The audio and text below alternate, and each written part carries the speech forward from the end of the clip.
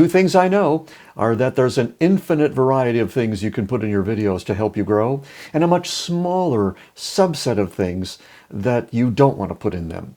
That is, if what you're trying to do is work with humans.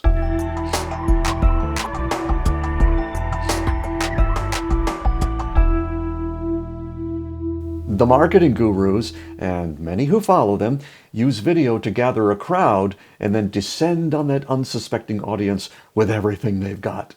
Fortunately, you can spot them in their rented Ferraris a mile away. Well, and even those not prone to talking about their lifestyle can find themselves using a few of these sketchy tactics from time to time. So to stay out of trouble, we can watch what they do with their videos and then not do any of that. In fact, there's a lot we can learn just from what they do with the player. First, they take off the controls. They don't want you to think about anything else until they've made their pitch, which they must find so compelling no matter how long it takes. But they don't give you that time frame, which means they place surprisingly little value on anyone else's time. Now, people who know that time is the only thing they can't get more of don't care for that sort of thing, which tells you everything you need to know about the kinds of people these marketers are actually reaching. Those who put little value on their own time. So if those are also the people you're reaching, they're unlikely to put much value on your time either. What kind of customer experience does that create? Of course, leaving the controls on your video means you have to trust that your message is strong enough to keep the right people's attention. If there's some question about that, then maybe the video isn't quite ready. Well, okay, I can imagine one scenario where the controls might come off. Now, I probably wouldn't do this, but if someone wanted to create a movie theater type atmosphere, they might build some anticipation around the video, an eventness.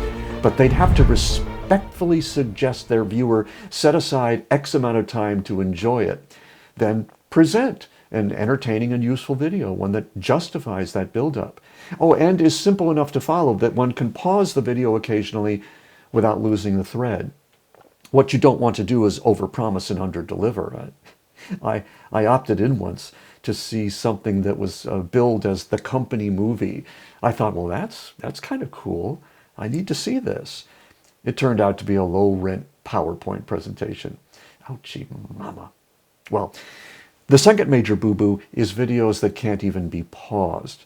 This is particularly annoying. The viewer is left completely unable to control their experience. If the marketer thought their video had value, they would make it easy for someone to stop, back up, and replay a section they didn't quite get. Why would they want to prevent that if, as they say, their top priority is serving people? So many questions from one little click.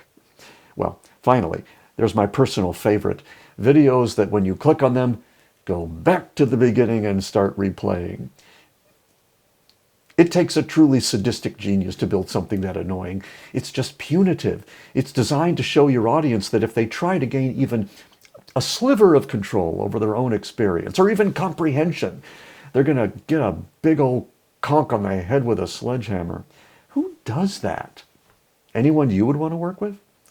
So when you're looking at those player configuration options inside that video hosting site, think about how you would want to be treated and treat people like that.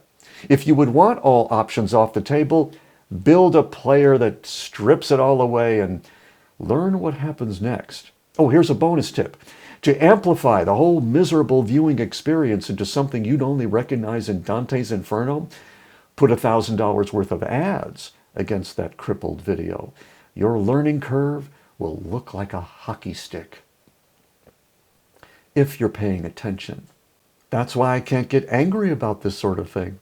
Because people who make videos like that are already suffering from a lack of self-awareness. They simply can't see how learning the big lessons would help them build the business of their dreams while leaving people happier after seeing their marketing than before. Eventually they'll learn, but it might take a while, so we'll just give them a wide berth for now. Hopefully anyone who's seen this won't be joining their ranks anytime soon. Thanks for watching all the way through. See you next time on The Visible Authority.